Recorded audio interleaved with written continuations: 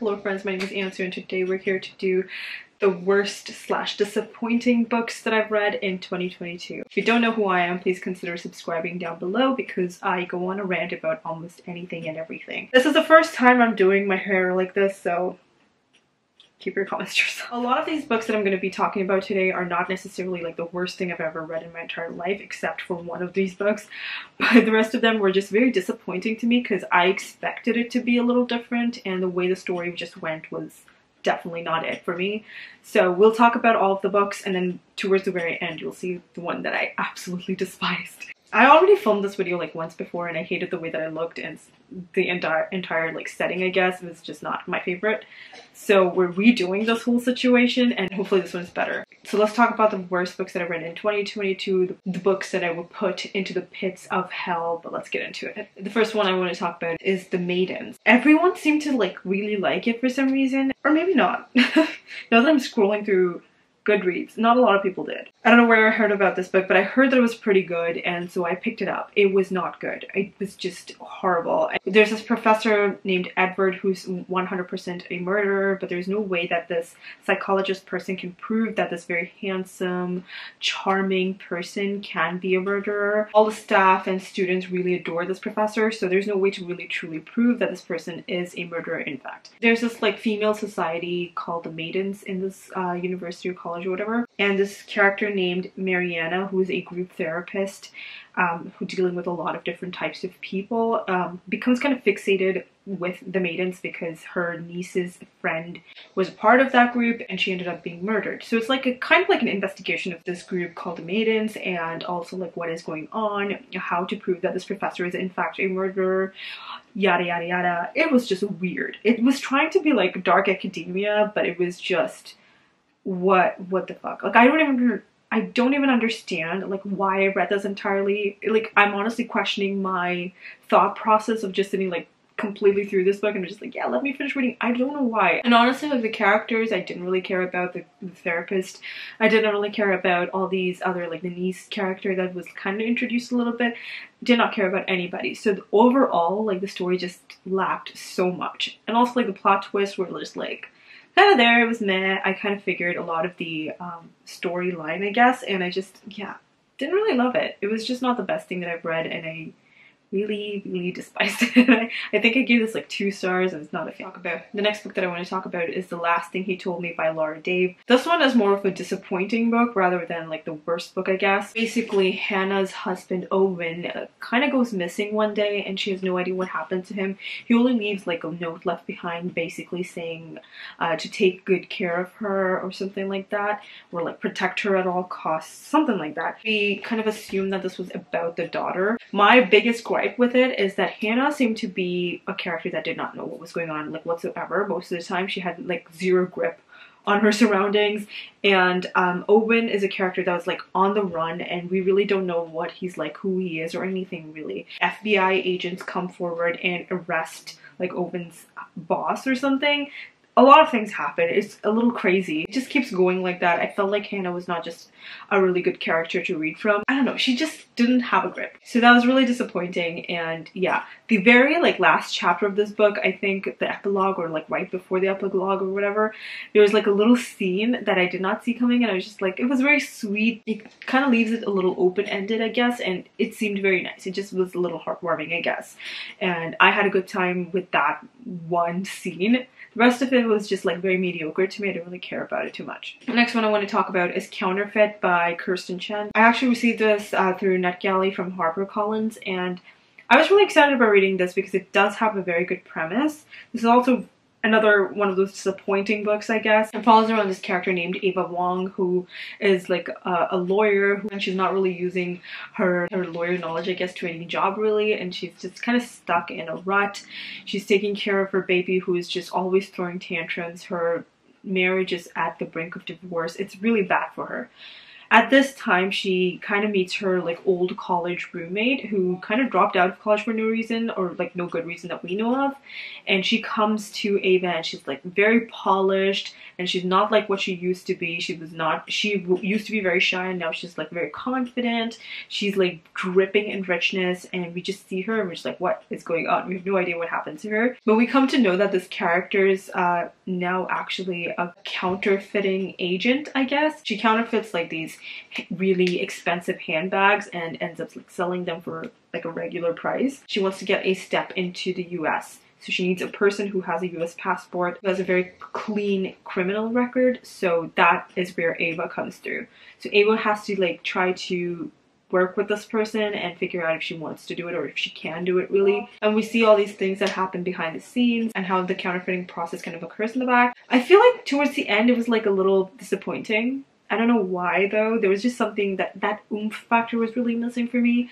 But overall, like the entire plot line of it was very interesting, and I did enjoy that part. But I don't know. It just left me very unsatisfied by the end of it, and I was just like a little disappointed. The next one I want to talk about is a very serious disappointment for me because it was going so well. I had such high expectations for it. I heard great things about it. And it just kind of crashed by the end of it. It is The Turn of the Key by Ruth Ware. It was really good until like the last few chapters. It completely ruined it for me. I mean, it went down to like 3 stars. It was going to be solid like 4.5 stars easily. It just completely dropped because of that couple last chapters. It was just what was going on. So we're following our Rowan, who does not have her life like completely together, but she finds this like live-in nanny job that's available, which has a very high salary. So she just kind of applies for it because why not? And she ends up going to this like really huge mansion, which basically is set out in nowhere. And the technology of this house is like ridiculously good. There's like weird cameras, weird like Alexa stuff going on. Like it's ridiculous. It's really a fancy house where there are like 3 or 4 kids that are there with their parents, and that's it. The neighbors, non-existent. She ends up going there, and quickly it seems like she's a good fit with this family, and it just comes into a situation where she's going to be staying by herself with these kids while the parents go for like a business trip or something within like a day of just knowing her. So literally, like they met her today, tomorrow they're leaving. That's it. And so she kind of lives with these kids for like a week or 2, I think, and a kid ends up dying in that house. Obviously, the nanny is to blame, so Rowan is arrested, and that's how the whole plot is going. She's explaining her situation, saying that she didn't actually murder this kid and what happened. Like the whole story is just outlining what happened, and she's kind of doing that in a way where she's outlining it in a letter to an attorney, which kind of ridiculous because it's a whole fucking book, and she's explaining like, hey, by the way, I didn't kill this kid and here's why. And it's like a whole backstory. Like, who's gonna read this? Nobody's gonna read this. You're not getting out of jail. You're staying there forever. There was a bunch of supernatural stuff that was going in that I didn't hate. I actually enjoyed it. I thought it was going really well. And then towards the end, it was explained like how the kid died. That ruined it for me. I feel like up until that point, the book was going so nicely. It was very smoothly sailing. And like literally anyone could have been the killer, but not that particular method or person, whatever. And I was just very, very, very annoyed by it. Why would you end it like that? I feel like Ruth Ware has a lot of potential, but just the way that she ends her stories is just not tying in really well. And I feel like that is something that also happens with other books of hers, which I've read reviews for, and it sounds like the same idea. And I'm just like, I'm not most likely not going to read anything that she writes again, but it was just so good until it wasn't. I was so upset by it. The next one I want to talk about is the Bromance Book Club by Alyssa K. Adams.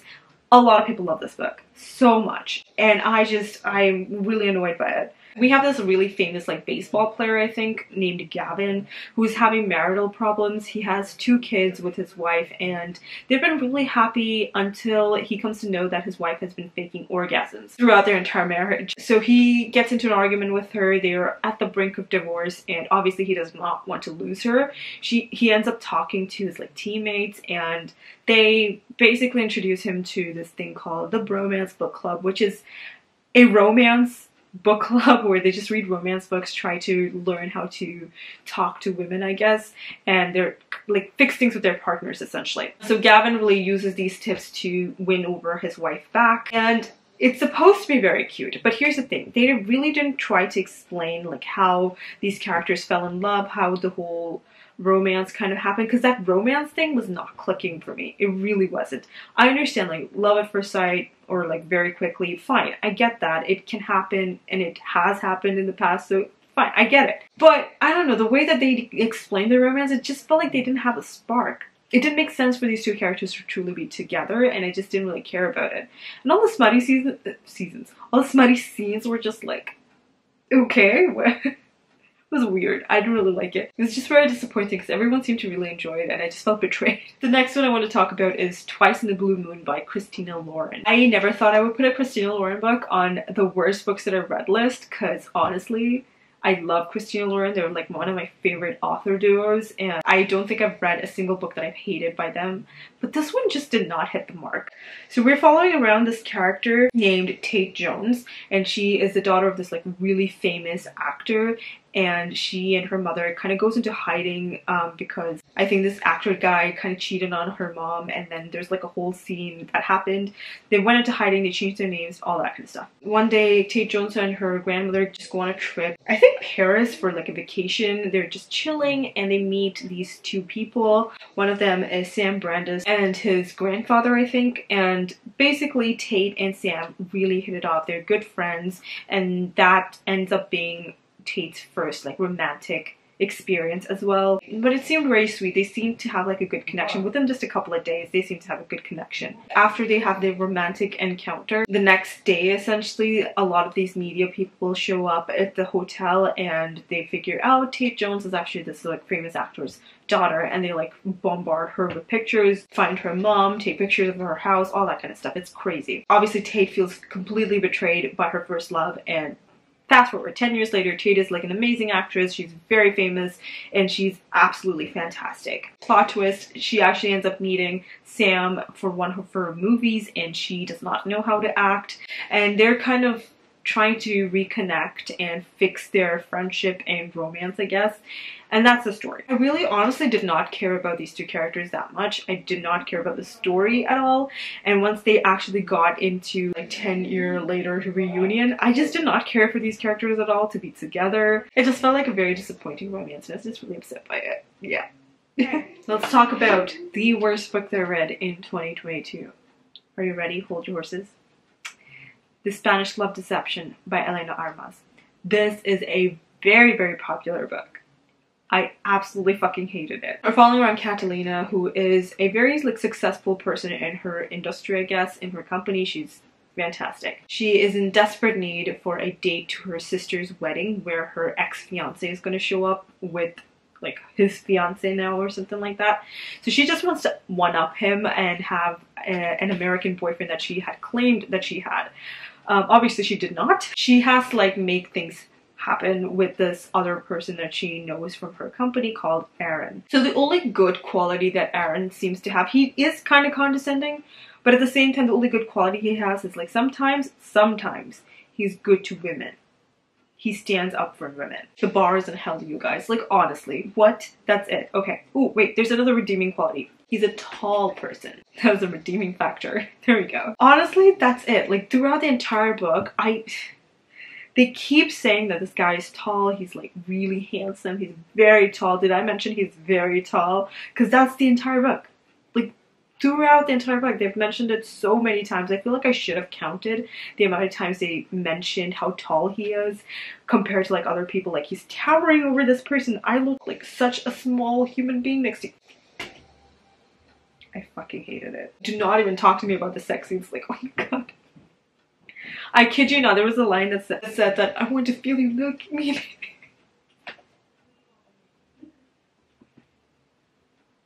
What? Please tell me you don't do that to people. Do you find that romantic? Do you think that's sexy? Like what? Like what?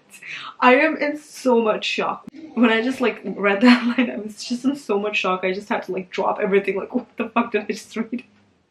It was really bad. It was some different level of that, and it was just, I'm sorely disappointed and disgusted by this book.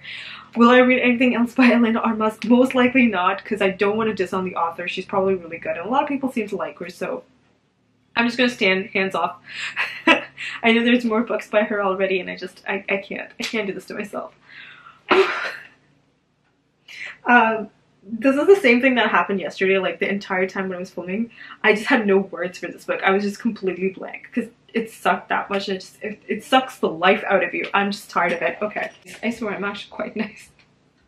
Well, sometimes I'm a bitch, but there's nothing I can do about that. Also, let me know down below what were the worst books that you read in 2022, because I am that petty and spiteful. I want to know. If you actually enjoyed any of these books that I mentioned, that is fine. Reading and enjoying books is very subjective, and if you enjoyed it, that's great. Good for you. Personally, did not like it, could not wipe with them, and that's okay too. It's fine. Don't eat me alive. That's all I'm saying. Anyway, those are all the books that I thought were the worst / disappointing books that I read in 2022. If you're new here, please don't forget to hit that subscribe button and the notification bell to be notified every single time I upload a new video. Thanks so much for watching. I will see you all next time with another one. Until then, I'll talk to you all in the comments. Bye!